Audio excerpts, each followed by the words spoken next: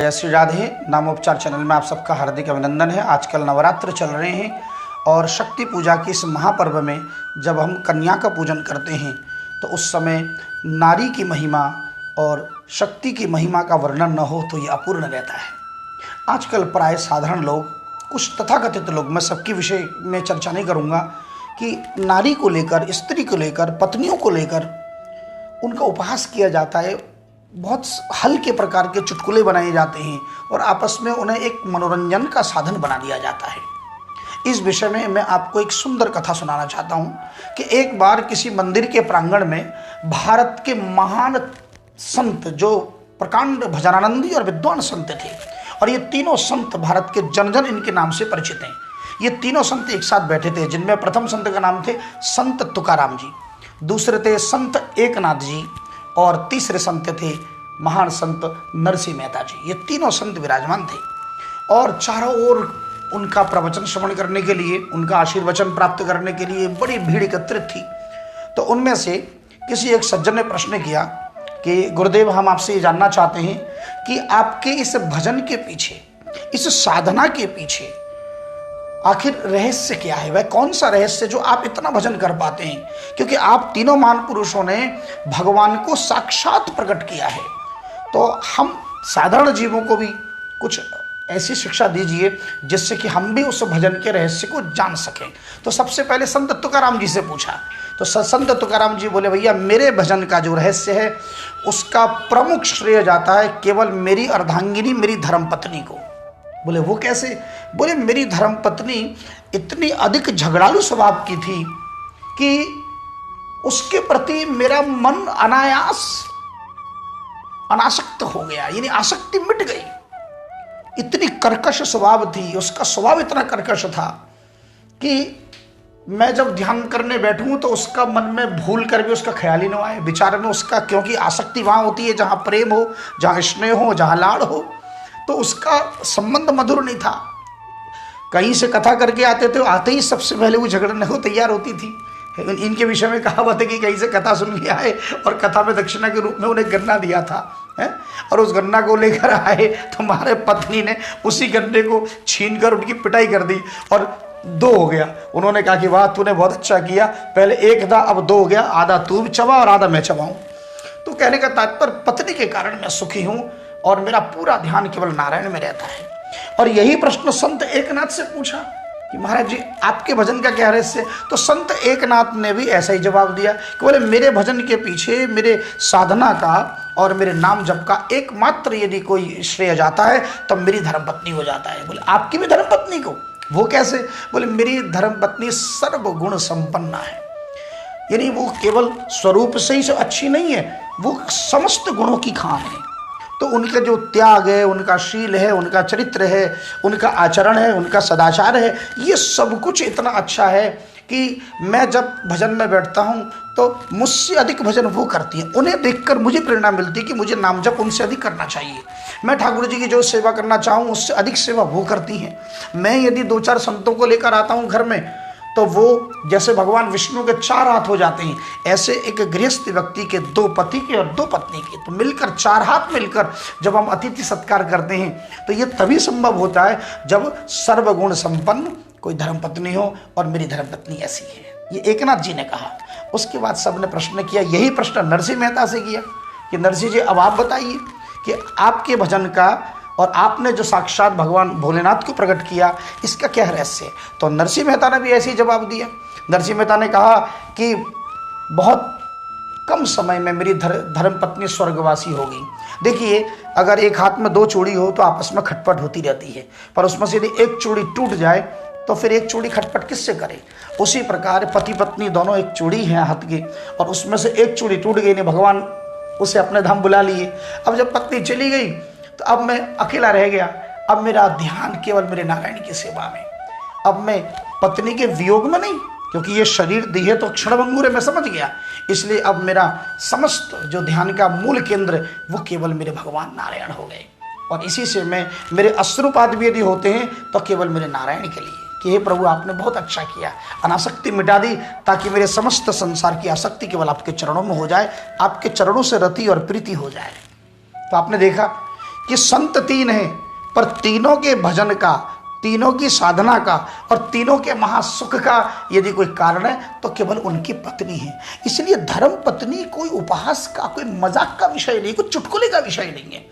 प्राय हमारे शास्त्र में तो, चाहे उपनिषद हो, चाहे वेदों में हो, चाहे श्रीमद् भागवत में हो, सर्वत्र स्त्रियों की भूरी भूरी प्रशंसा की गई है, माताओं की महिमा का वर्णन किया गया है। लेकिन जब ये हल्के फुल्के चुटकुले सुनते हैं तो बड़ी पीड़ा होती है। मैं कल परसों देख रहा था कि, क्योंकि आजकल व्हाट्सएप में तो वायरल हो जाते हैं तो सब लोग भेज देते हैं, और हम ना चाहते हुए भी कई ग्रुपों में सम्मिलित हो जाते हैं। तो ग्रुपों में कुछ जिस स्त्री के बिना हम रह नहीं सकते, उस स्त्री के लिए कैसे कैसे शब्दों का, अब एक चुटकुला बनाया जिसमें पत्नी कहती है अपने पति से, सुनो जी आपके जीवन की सबसे बड़ी समस्या क्या है? इतना सुनकर पति अपने पत्नी को घूर घूर के देख रहा है। पत्नी बोले मुझे क्या देख रहे हो? इसका तात्पर्य है कि सबसे बड़ी समस्या पत्नी है। इस चुटकुले का यही अर्थ हुआ। एक अन्य चुटकुले में पत्नी कहती है सुनो जी, बोले क्या? बोले पहले आप मुझे सच बताओ, क्या आप मुझसे प्रेम करते हो? पति ने कहा हाँ हाँ करता हूँ, तुमसे ही करता हूँ और किससे करूँगा? अच्छा किस प्रकार करते हो? बोले बिल्कुल वैसे ही करता हूँ जैसे शाहजहाँ की तरह। अच्छा तो शाहजहाँ की तरह करते हो तो क्या आप मेरे लिए ताजमहल बनवाओगे? हाँ हाँ क्यों नहीं, मैंने तो प्लॉट भी खरीद लिया, बस क्यों तेरी देरी है। इस चुटकुले के माध्यम से ये कहना चाह रहा है कि बस तेरी मरने की देरी है। क्या है सब ये छोटी छोटी बातें करके? आपको पता है आप किसका उपास कर रहे हैं? बृहदारण्यक उपनिषद में क्या लिखा है जरा आप सोचिए कि स्वाम प्रसूतिम चरित्रम च कुलम आत्मनमेव च स्वं च धर्मम प्रयत्नेन जायाम रक्षन ही रक्षति।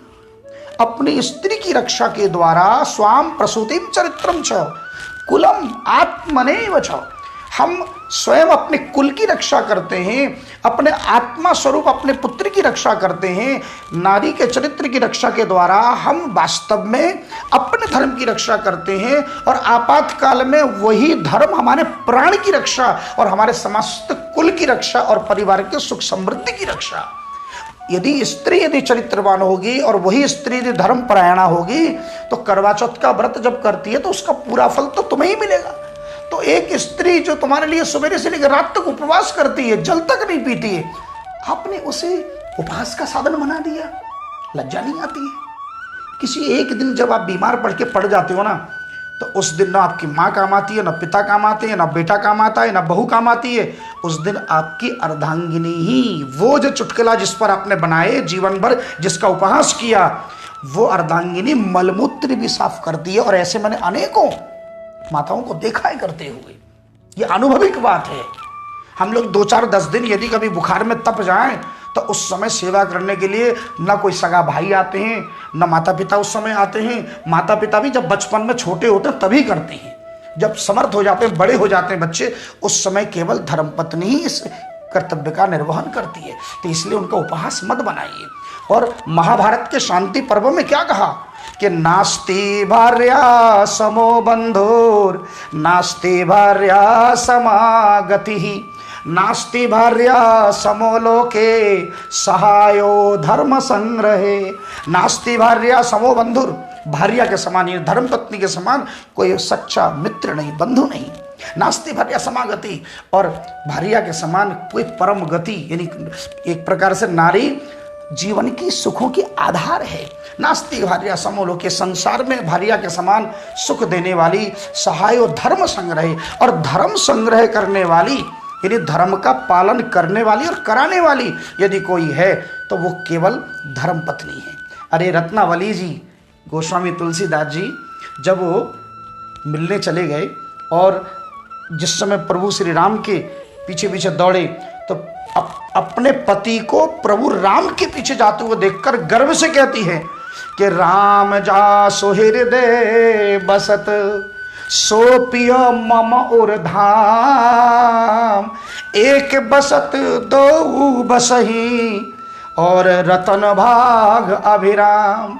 राम जा सुहृदय बसत, मेरे पति वो हैं जिनके हृदय में राम बसते हैं। सो पिय मम उर धाम, और उस पिय को मैं अपने हृदय में बसाती हूँ। यानी राम जिनके हृदय में है उस स्वामी को मैंने अपने हृदय में बसाया, और एक बसत दो बसही, यानी इस प्रकार से एक पति को बसा के मैंने दोनों को बसा लिया। रतन भाग अविराम, मेरे भाग्य की सराहना कौन करे। ये है धर्म पत्नी, जब भजन में अपने पति की प्रशंसा करती है। इसी प्रकार श्रीमद् भागवत में संतुष्टा लोलुपा दक्षा धर्मज्ञा प्रिय सत्यवाग अप्रमत्ता शुचि स्निग्धा पतिम त्वपतितम भजेत। संतुष्टा लोलुपा दक्षा, ऐसी धर्म पत्नी जो परम संतुष्ट हो है? और अलोलुप यानी बिल्कुल भी निर्लोभिता, यानी कोई मन में लालच नहीं, यानी जो साधन मिले उसी में संतुष्ट रहे, और कार्य गृह कार्य में दक्ष हो, और धर्मज्ञ प्रिय सत्यवाक, प्रिय बोलने वाली हो, सत्य बोलने वाली हो, और धर्म का आचरण करने वाली हो। अप्रमत्ता, कार्य में प्रमाद न करे, और शुचि और पवित्र आचरण करने वाली हो, स्निग्ध और प्रेम से परिपूर्ण हो। आगे क्या कहा, बोले पतिम तो अपतितम भजे। यदि पति अपतित हो, यानी पति यदि पापी हो तो ऐसे पति की सेवा न करें। अपतितम, पति के लिए भी, ये बहुत सी माताएं कहती हैं हम पति को तो देवता माने, तो क्या पति अपने को कुछ ना माने? नहीं नहीं, पति के लिए भी कहा अपतितम भजेद, पति के लिए अपतित, यानी पति अगर पतित हो, पापी हो, तो ऐसे पापी पति का संग न करे, ये भागवत का आदेश है।